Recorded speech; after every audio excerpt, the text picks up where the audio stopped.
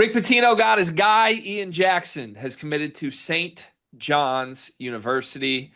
This was long rumored, but it took a little longer than people expected. He was at that visit last weekend, and I think there was a lot of speculation he might commit on the visit or shortly after. Made everybody wait a week. There was some late rumblings of other teams trying to get involved. We heard Kentucky tried to reach out. We heard NC State was very aggressive for Ian Jackson. And in the end, your former player, North Carolina fan Riley Davis's former five-star guard Ian Jackson, is now a Johnny headed to the Big East. What's your reaction of this fit, Riley?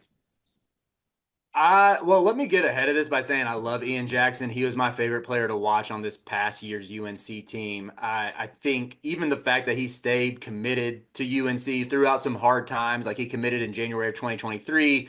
That was the infamous year where they missed the tournament. Stuck with it, was big on loyalty.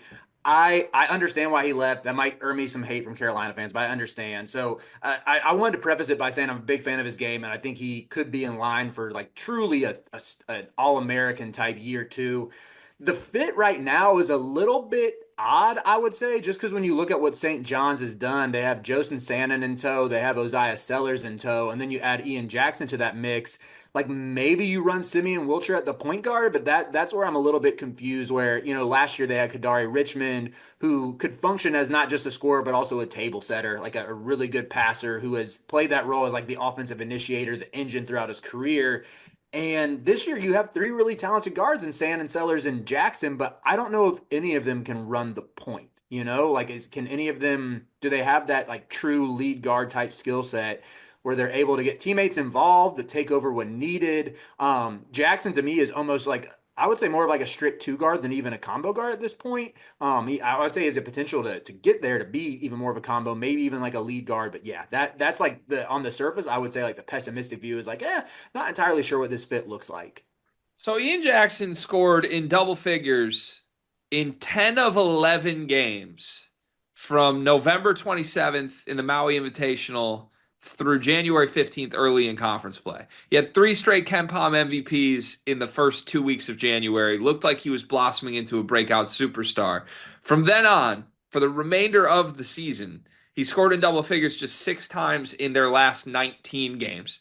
Fell out of the starting lineup.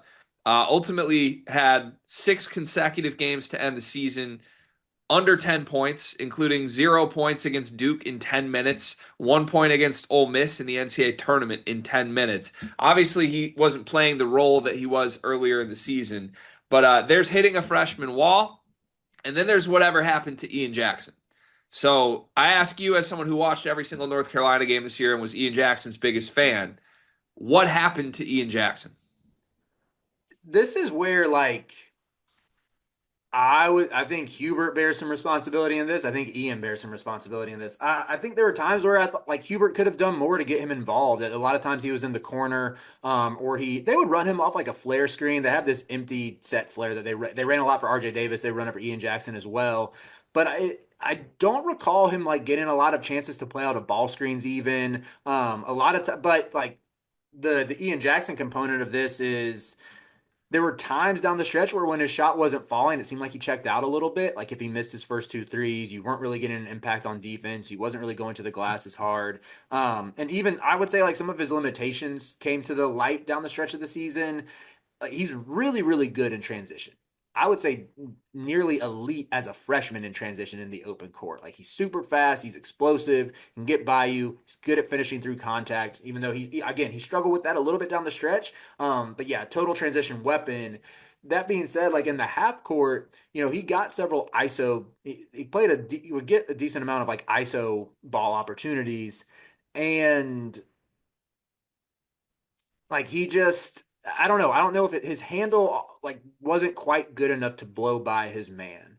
And that would lead to a lot of step back threes, which I think contributed to his short leash that Hubert gave him down the stretch of the year. So I would say like Ian could have improved as a ball handler throughout the year to do a little more off the bounce, but also I think Hubert could have found more creative ways to utilize him, and it was almost like those two worked in conjunction with each other for a disappointing close to the year. You might notice there's a lot of lights on behind me. There's a big ring light I'm using to record this. You want to know why those lights stay on? Because of Underdog, because of these ad reads, people.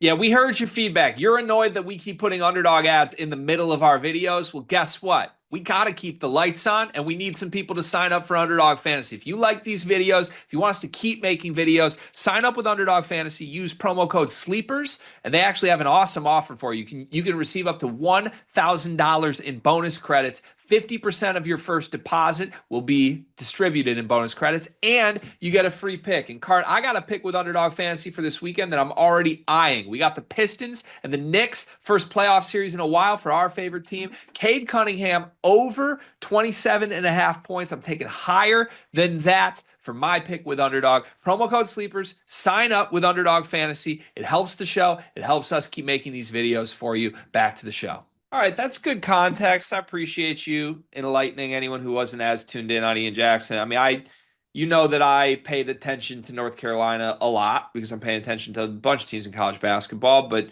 I certainly wasn't on it as close as you were. And as an outsider, just the easy thought, I think, by the end of the year was just like, why aren't they playing him? What happened? Yeah. I remember good moments of him being really good, and it just seemed like that was taken away for some reason, you know?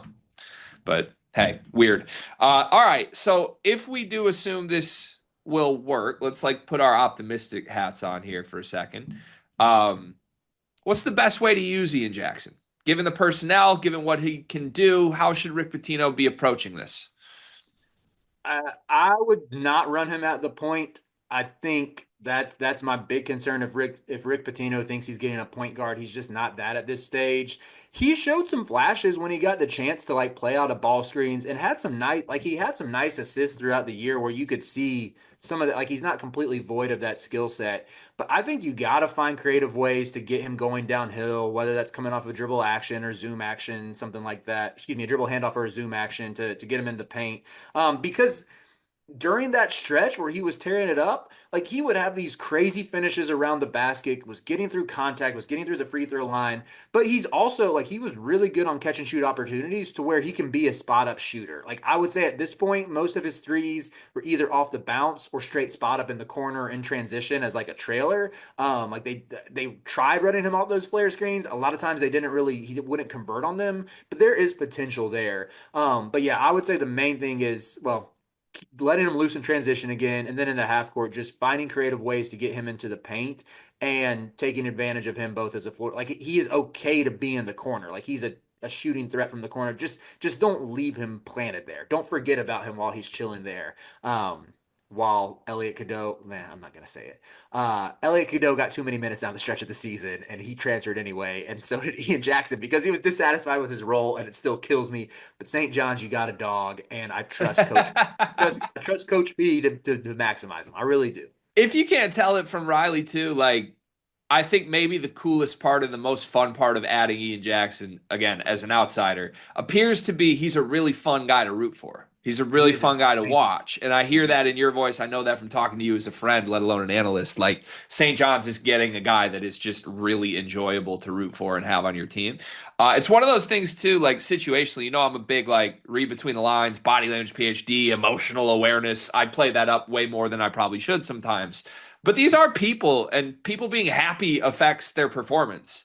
And I think you're going to see something with Ian Jackson this year where, like, people might assume, oh, he wants to be there. He wants shots. He wants the ball in his hands. He wants to be a superstar. I would argue this. I think the kid just wants to be on the floor. And to your point, like, will he be happy sitting in the corner if that's what's best for St. John's? If he's on the floor in the corner, I think he will. And I think he'll be really good at that. And if it bodes out where he is good enough to kind of be the alpha guy with the ball in his hands, run ball screens for him, have him hunt shots, I think it'll work. If he's not good enough, I think he's certainly good enough to fit in with other guys that need to be doing those actions. So again, it's going to come down to like, what does Rick Pitino do? Can he maximize this? Luckily for St. John's fans, Rick Pitino is one of the greatest coaches in basketball history.